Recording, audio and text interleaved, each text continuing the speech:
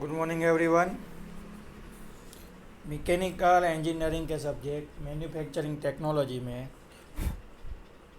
Chapter number 2 metal casting process यानी foundry technology के अंदर हम लोग डिस्कस कर रहे थे कुपोला फर्नेस के बारे में। लास्ट लेक्चर में हमने कुपोला फर्नेस के जो अलग अलग जोन थे, अलग अलग सेक्शन थे, उसके बारे में इंफॉर्मेशन ली थी। आज आगे बढ़ने वाले हैं और हो सके तो थियोरी को कंप्लीट करने की कोशिश करेंगे और लगता है कंप्लीट हो जाएगी। पूरा हमारा जो थियोरी का मेन टॉपिक है वो है कुपोला फर्नेस, जिसके अंदर हमने कुपोला फर्नेस का कंस्ट्रक्शन, फिर उसके बाद उसका जो ऑपरेशन किस स्टेप के थ्रू, कौन सी प्रोसीजर के थ्रू वो ऑपरेटिंग होती है, उसका ऑपरेशन होता है, वो देखा। फिर लास्ट लेक्चर में हमने देखा कि उसके अंदर कौन से जोन यानी कौन से सेक्शन होते हैं। वो आज हम देखने वाले हैं advantages and limitation of the कुपोला furnace. इसके साथ हमारी थियरी ख़त्म हो जाएगी कुपोला फर्नेस की और किसी और नेक्स्ट फर्नेस की ओर हम लोग मूव करेंगे। तो टाइटल लगाइए advantages and limitation of the कुपोला। पहले बात करेंगे एडवांटेजेस की कि भाई कुपोला फर्नेस के एडवांटेजेस क्या है वो। तो इट्स डिज़ाइन इज़ सिंपल। अगर आप देखा होगा कंस्ट्रक्शन डिटेल के अंदर और डायग्राम में देखा होगा, तो जो कुपोला फर्नेस का कंस्ट्रक्शन है बहुत ही सिंपल है। Its initial cost is low as compare to other furnace for same capacity. अगर हम लोग दूसरी फर्नेस के साथ इसको कंपेयर करेंगे और सेम कैपेसिटी रखेंगे, तो जो इनिशियल कॉस्ट होता है, मतलब जो इसका परचेजिंग कॉस्ट होता है, जब आप इसको नई खरीदते हैं, परचेज करते हैं, तो उसका खर्चा, उसका कॉस्ट क्या है, कम है। It is economical in operation and maintenance. पूरा अगर आप खर्चा देखोगे परचेज करने का, उसको ऑपरेट करने का, ऑपरेटिंग कॉस्ट, और जब कुछ रिपेयरिंग या मेंटेनेंस होता है, ये तीनों का अगर आप खर्चा कंसिडर करोगे तो ये थोड़ा बाकी फर्नेस के कंपेयर में इकोनॉमिकल है। वर्टिकल पोजीशन में हमने इसको रखा है। इसके लिए less floor space is required as compare to the other furnaces. ना पूरा टंकी जैसा आएगा फर्नेस, जिसको हमने वर्टिकल पोजीशन में रखा है। और आपको याद होगा इसकी हाइट कितनी थी, अप्रोक्सीमेटली 6 मीटर, 6 मीटर की हाइट है। तो हमने इसको वर्टिकल रखा है, और वर्टिकल रखेंगे तो स्पेस रिक्वायरमेंट थोड़ा क्या हो जाएगा, कम हो जाएगा। It can be continuously operate for long time. ये मैंने आपको कई बार बताया है कि एक बार अगर आपने फर्नेस को चालू कर दिया, फर्नेस ने अपना ऑपरेटिंग टेम्परेचर रेंज है वो अगर अचीव कर लिया है, तो फिर ये फर्नेस लंबे समय तक चलती रहेगी और कंटिन्यूसली जो भी मेटल है, जो भी चार्ज है, उसको ये मेल्ट करती रहेगी। क्लियर। लास्ट एडवांटेजेस की बात करेंगे। It is simple to operate and can be maintain in good condition. इसको ऑपरेट करना बहुत ही सिंपल है। आपको कंटिन्यूसली फ्यूल चार्ज करवाना है, ठीक है, मेटल है उसको चार्ज करवाना है, लाइमस्टोन को चार्ज करना है, थ्रूअर के थ्रू एयर सर्कुलेशन चालू रखना है, ब्लोअर के थ्रू ब्लास्ट करना है, क्रिएट करना है। बस ये 3-4 चीज़ें जो ध्यान में रखनी है, तो बाकी फर्नेस की कंपेयर में थोड़ा ये भी इजी हो जाएगा ऑपरेट करना और मेंटेन करना। लिमिटेशन की बात करेंगे। लिमिटेशन में देखेंगे close temperature control can be maintain. अगर आपने रेंज रखा है कि भाई 1650 डिग्री सेल्सियस, तो 1650 एग्जैक्ट आएगा या फिर 1650 से बहुत ही क्लोज टेम्परेचर हम लोग क्या कर सकते हैं, एकदम नज़दीकी वैल्यू, आपने जो टारगेट रखा है टेम्परेचर का, उससे एकदम नज़दीक की वैल्यू क्या कर सकते हैं हम लोग, मेंटेन कर सकते हैं, अचीव कर सकते हैं। एज मोल्टन मेटल, लिमिटेशन की बात है। अच्छा, थोड़ी गलती हो गई, लिमिटेशन की बात करेंगे। Close temperature control can not be maintain. थोड़ा मेरा यहाँ पे नज़र भंग हो गया था, सॉरी फॉर डैट। क्या कह रहा है कि अगर आपने 1650 डिग्री सेल्सियस टेम्परेचर मेंटेन करने का सोचा है, तो एग्जैक्टली 1650 या फिर उसके पास वाला टेम्परेचर हासिल करना थोड़ा मुश्किल है और ये हो भी नहीं पाएगा। लिमिटेशन की बात करेंगे, एक और लिमिटेशन दी गई है, as molten metal and coke come in contact with each other certain elements are lost while other are picked up. This changes the final analysis of the molten metal. अब ये तो प्रॉब्लम होने ही वाला था। हमने पूरा जो मटेरियल चार्ज किया है उसके अंदर एक लेयर कोयले का था, फिर एक लाइमस्टोन का था और एक भी मेटल का था। वही हम लोग ने बार बार रिपीट किया है। तो जब भी मेटल मेल्ट होगा तो उसके साथ कोक यानी कोयला, लाइमस्टोन सब मिक्स हो जाएगा। तो लास्ट में जब हम लोग मोल्टन मेटल निकालेंगे बाहर तो उसका थोड़ा एनालिसिस करने में ये सारी चीज़ें जो उसके साथ मिक्स है, जैसे कि लाइमस्टोन, कॉक, दूसरे जो डिसॉल्व गैसेस है, तो उसकी वजह से जो उसका फाइनल एनालिसिस है वो थोड़ा चेंज हो जाएगा। क्लियर? तो ये है सबसे बड़े दो डिसएडवांटेजेस कुपोला फर्नेस के। तो यहाँ पे हमारा कुपोला फर्नेस पूरा जो टॉपिक है वो ख़त्म होता है। अभी हम लोग नेक्स्ट मूव करने वाले हैं और डिस्कस करने वाले हैं दूसरे प्रकार की जो फर्नेस है, वो जो मेल्टिंग के लिए यूज़ होती है, कुपोला के बाद जो डेवलप हुई थी वो। तो वो है हमारी इलेक्ट्रिक आर्क फर्नेस।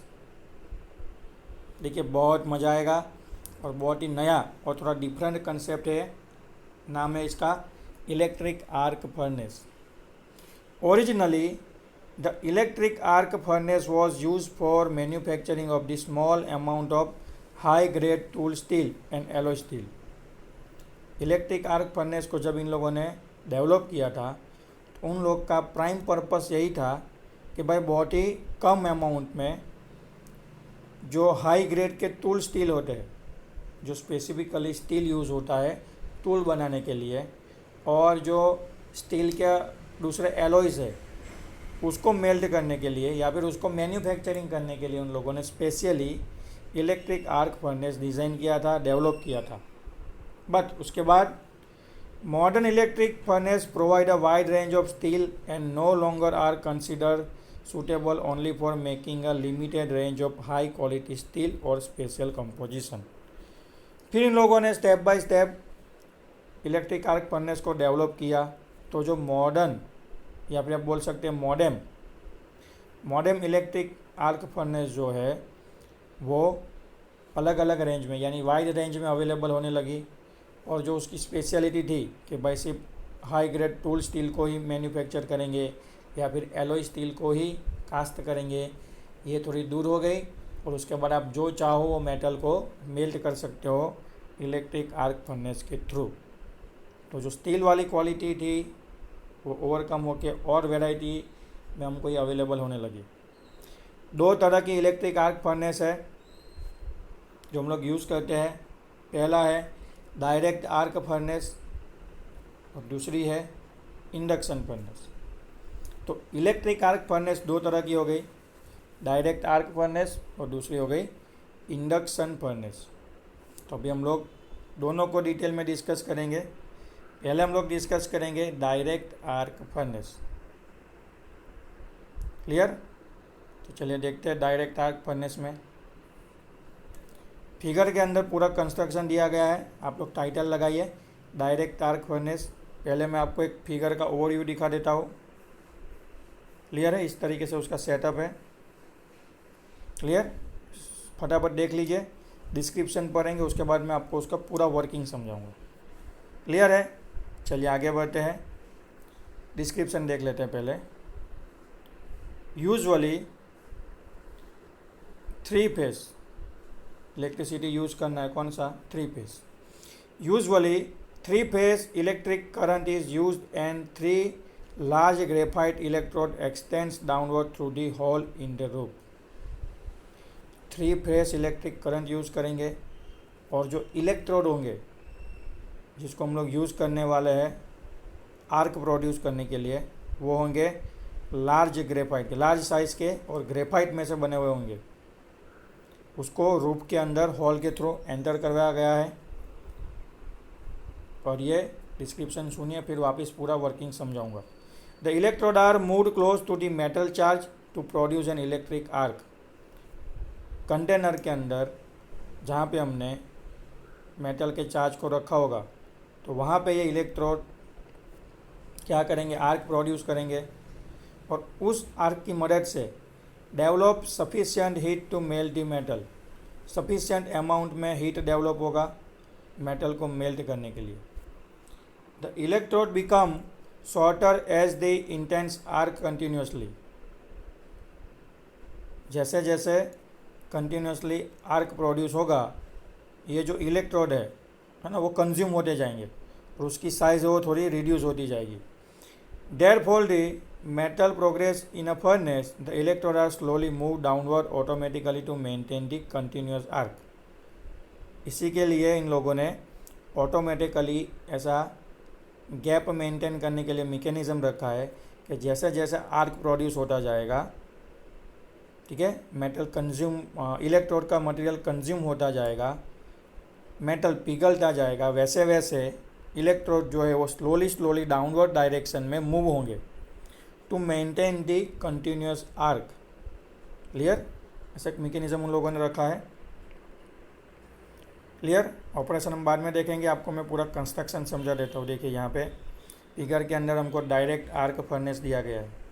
नाम क्या है खास याद रखना है, डायरेक्ट आर्क फर्नेस। चलिए अभी मैं आपको कंस्ट्रक्शन समझा देता हूँ पूरा। ये जो है पूरा वो है हमारा स्टील का सेल, स्टील से बना हुआ होगा, हार्ड स्टील ताकि पिघले ना। फिर यहाँ पे है ये चार्जिंग डोर, इसको ओपन करेंगे मेटल, इसको ओपन करके हम लोग मेटल को चार्ज करवाएंगे। क्लियर? अब सारा जो मेटल है वो यहाँ पे रहेगा। भी आप देख सकते हैं ये वाला पोर्शन वो है स्पाउट्स। क्लियर? इसको हम लोग ओपन करेंगे और ये जो आपको सेक्शन दिख रहा है यहाँ पे हमने इसको टिल्ट करके रखा है, मतलब सपोर्ट दे के रखा है फर्नेस को। यहाँ से हम लोग क्या कर सकते हैं, उसको टिल्ट कर सकते हैं। टिल्ट यानी ऐसा नीचे की ओर मूव करवा के जो भी पिघला हुआ मेटल है उसको ये स्पाउट खोल के, ये जो दरवाज़ा है ये खोल के मेटल को यहाँ से हम लोग फ्लो करवा सकते हैं। क्लियर? ऐसे उसको टांग के रखा है, हैंगिंग करके रखा है। अब हमने जो इलेक्ट्रोड की बात की तो 3 इलेक्ट्रोड है, 1, 2 और 3। ये 3 ग्रेफाइट के जो इलेक्ट्रोड है उसको ये जो रूफ है उसमें से छेद बना के डाउनवर्ड डायरेक्शन में एंटर करवाया है और तीनों को 3 फेस पावर सप्लाई से कनेक्ट किया है, यानी तीनों इलेक्ट्रोड के अंदर करंट आएगा। क्लियर? अब जो भी मोल्टन मेटल यानी जो भी चार्ज होगा वो और इलेक्ट्रोड के बीच में बहुत ही कम स्पेस होगा। उस स्पेस की वजह से जब भी हम लोग ये 3 इलेक्ट्रोड में से 3 फेस पावर को सप्लाई करेंगे तो पिघला हुआ मेटल, मोल्टन मेटल का चार्ज और इलेक्ट्रोड के बीच में जो गैप है उसकी वजह से आर्क क्रिएट होगा और उसी आर्क की वजह से सफिशिएंट अमाउंट में हीट क्रिएट होगी। वही हीट क्या करेगी, मेटल को पिघलाएगी, मेल्ट करेगी। जैसे ही मेटल मेल्ट हो जाएगा हम लोग क्या करेंगे तो कि भाई जो टिल्टिंग मशीन आएगा हैंगिंग मशीन की मदद से, तो इसी फर्नेस को क्या करेंगे हम लोग, तो इस डायरेक्शन में थोड़ा डाउनवर्ड डायरेक्शन में टिल्ट करवाएंगे। तो आप डॉटेड लाइन से देख सकते हैं उसका टिल्टिंग पोजीशन दिया है। ठीक है, तो इस पोजीशन में आ जाएगा। फिर हमको क्या करना है तो कि ये जो स्पाउट्स है इसको खोलना है।